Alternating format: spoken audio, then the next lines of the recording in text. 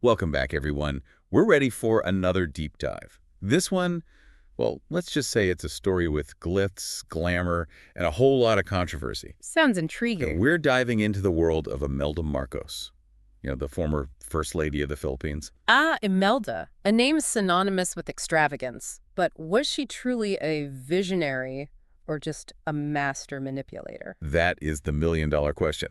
We're here to unpack Imelda's story, sift through a mountain of articles, peek into court rulings, even her Wikipedia page. We're talking shoes, politics, and a whole lot of mystery. So, where do we begin? Okay, so first things first. How much money did the Marcos family actually have? I mean, estimates are all over the place.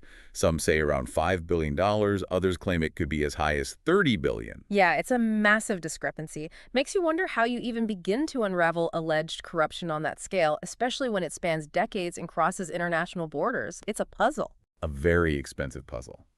Okay, let's rewind to the beginning. Imelda was born into a political family in the Philippines. But her childhood wasn't all roses and sunshine, right? They had political connections, sure, but also faced financial struggles. Imelda even had to apologize for late tuition payments at one point. Wow, so it was a mix of privilege and hardship. That probably shaped her worldview. Absolutely. It's crucial to understand that context. Okay, fast forward a bit. From those humble beginnings, she becomes Miss Manila, a beauty queen, captivating everyone with her charm and that singing voice. And that charisma was instrumental in Ferdinand Marcos's political rise. It makes you think, though, was her popularity genuine or carefully orchestrated? That's the question, isn't it? Was it vision or was there a con in there somewhere? We'll have to see. Okay, so now we've got beauty, charm, a husband on the rise, and then enter Imelda, the First Lady. She went beyond the usual ribbon cuttings. She spearheaded social welfare projects, pushed cultural initiatives, even had this Share for Progress program distributing seeds across the Philippines. Sounds pretty impressive at first glance. Yeah, but you always got to look at the bigger picture. Don't forget, this was during the Marcos regime, a time of increasing authoritarianism and, of course, those persistent allegations of corruption. So were these initiatives genuinely aimed at helping the Filipino people? Or were they strategically crafted to boost Imelda's image and distract from potential wrongdoings? Exactly. It's like a game of chess, each move calculated. Speaking of calculated moves, there were the Blue Ladies. Huh. Not just a social club for political wives, right? Mm-hmm. They were actively involved in the regime, contributing funds, generating positive publicity, even campaigning in impoverished areas. Yeah, they were influential. But was it for the good of the people? Or did they contribute to a culture of cronyism that benefited the Marcoses? Now, I found this little anecdote about Imelda and the Beatles, and it's just too good not to share. Apparently, she invited them to perform at the presidential palace. Oh, I've heard about this. And get this, they declined. Not only that, they ended up leaving the country amidst security concerns and rumors of, shall we say, creative taxation. It's a small incident, but telling, don't you think? Definitely. I mean, even the Beatles had their limits. It highlights Imelda's power and privilege. And maybe a hint of how things were really done during that time. Which brings us to another event that shook things up. The Dovey Beams affair. Ah, yes, that scandal with the American actress who claimed to have had an affair with Ferdinand Marcos. More than just tabloid fodder, this had real political impact, even empowering Imelda, increasing her public role and political influence. It's counterintuitive, isn't it? But sometimes adversity creates opportunity. And Imelda was quite good at seizing those. Okay, so we've got charisma, ambition, potentially calculated moves. Now let's talk about those allegations of corruption. Multiple sources point to billions of dollars in unexplained wealth amassed by the Marcos family. Billions. And after the Marcoses were ousted in '86, the Presidential Commission on Good Government, PCG for short, was formed to recover this alleged ill-gotten wealth. Talk about a treasure hunt. And it's been a long and complicated one, filled with legal challenges and accusations flying from every direction. And then you have Imelda herself, facing court cases, convictions for graft, dismissals due to technicalities, delays. It's a legal roller coaster. It raises a big question. Was she ever truly held accountable? Or did her wealth and influence shield her from the consequences? It's mind-boggling. And here's the kicker. Despite all this, Imelda remained popular with many Filipinos. They saw her as a strong, glamorous, and caring leader. The Imelda paradox, some call it, it really underscores the power of image in politics. Perception can often trump facts. It's fascinating and confusing all at once. So who is Imelda Marcos? Cunning grifter or gifted leader? We've seen hints of both. To really dig into this, we need to go deeper into those wealth allegations. And that is precisely where we'll pick up in the next part of our deep dive. Can't wait. See all that. Okay, so let's unpack those wealth allegations. And trust me, we're not just talking about a closet full of designer dresses. We're talking real estate. A lot of it. Ooh, real estate. Always a good place to park some cash. Where are we talking? Like vacation homes, private islands, what? Think bigger. Global, actually. Properties in the United States were a favorite. New York was a hot spot. Buildings, apartments, even a whole estate in New Jersey, allegedly, for the Marcos kids. Wow, living the high life. Anything else in the U.S.? Yeah, they had investments in Hawaii, too. A pretty fancy estate in Maki Heights. That's actually where they ended up when they went into exile. So we've got homes across the U.S. What else did they allegedly stash away? Got to be more than real estate, right? Right. We've got a massive jewelry collection. U.S. Bureau of Customs actually seized a bunch of it when the Marcoses fled to Hawaii in '86. And then, of course, we have the shoes. Oh, yes, the shoes. Yeah. Thousands of pairs, designer labels, rare finds, the whole 9 yards. It's become this symbol of Imelda's extravagance, right? Exactly. But it also makes you think about, her priorities. The Philippines was struggling with poverty, and here she is amassing a legendary shoe collection. Visionary or out of touch? What do you think? Tough question. Okay, but let's be real. The real money is in those overseas bank accounts, right? Yeah. That's where the big bucks were hidden. You got it. And that's exactly what the PCGG has been trying to track down. It's like a financial forensics operation. Remember, this was all happening decades ago, so the trail can get pretty cold. So what about those accounts? Did they actually manage to recover any of that money? Tell me they got something. Well, there was the William Saunders account. Get this. Imelda used that alias. Yeah, an alias, like a spy movie or something. Totally. And Ferdinand, he allegedly went by Jane Ryan.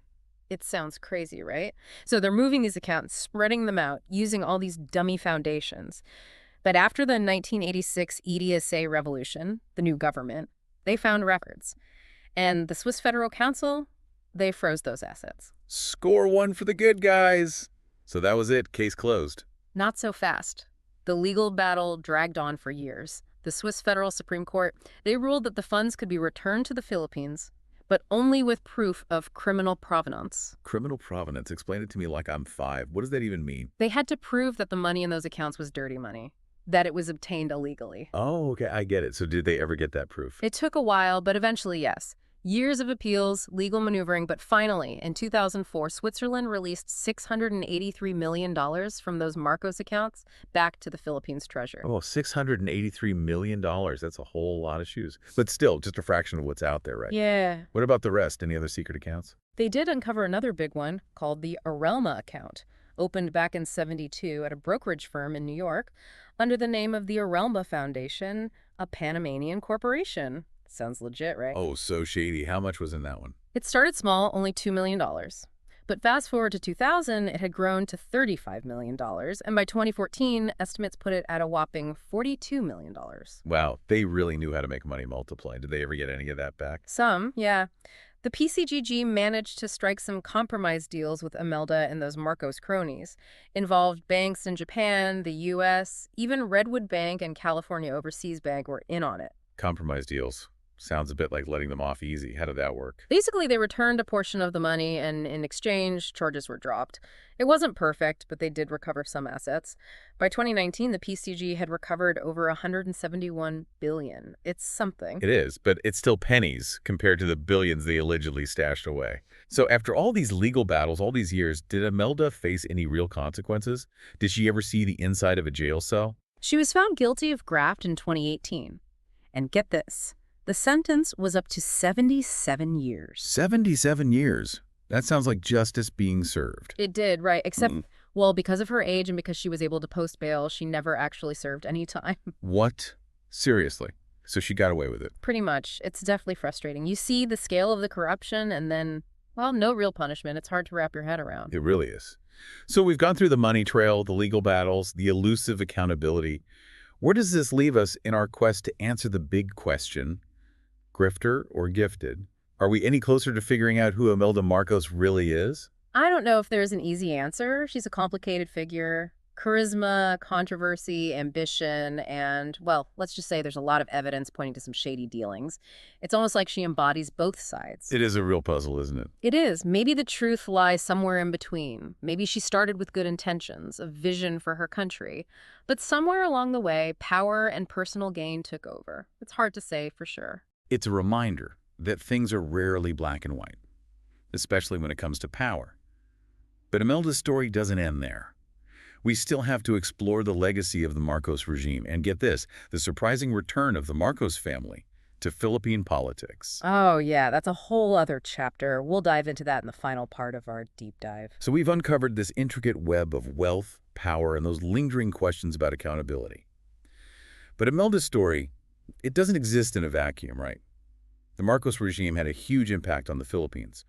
What are some of the lasting consequences we're still seeing today? Well, for one, the effort to recover that alleged ill-gotten wealth. The PCGG, they're still at it, tracking down leads, battling legal hurdles, trying to bring a sense of justice, closure maybe, for the Filipino people. It's a long game. Yeah, it shows that the fight for accountability, it doesn't just end when a regime falls. And it makes you think about the wider impact of corruption, right? Draining resources, eroding trust. It's a wound that can take generations to heal. Absolutely. The Philippines, it's still dealing with the economic and social scars left behind by the Marcos era. And then, well, this is where things get really interesting. The Marcos family, they're back in the political spotlight. Wait, what? Seriously? How did that happen? I mean, we've spent the last 2 episodes talking about, well, all the stuff that went down. I know, right? It's a wild twist. Imelda's son, Ferdinand Marcos Jr., also known as Bong Bong, he's the current president of the Philippines. It's almost Shakespearean, isn't it? The rise and fall and then boom, back in power. It's hard to believe. What's the public reaction to all this? It's divided, for sure. Some see it as, maybe the country hasn't fully dealt with its past. Others, they see it as a chance for redemption, a fresh start for the Marcos family. It's stirred up a lot of debate, and it's really complex. Deep historical roots, social factors. It's not a simple explanation. I'd love to know what's going on in Imelda's mind, seeing her son follow in his father's footsteps. It adds another layer to this whole saga, doesn't it? Absolutely. It speaks to the power of legacy, right? Family ties, political dynasties, the weight of history. It all plays a role.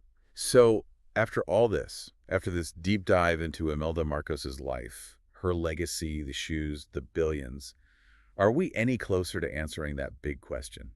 Grifter or gifted? Was she a cunning manipulator, a con artist, or a visionary leader, someone who genuinely wanted to uplift her nation? I don't think there's a simple answer. Imelda, she's a puzzle. Charisma, controversy, ambition, and yeah, let's be honest, some pretty strong evidence of, let's call it, questionable behavior.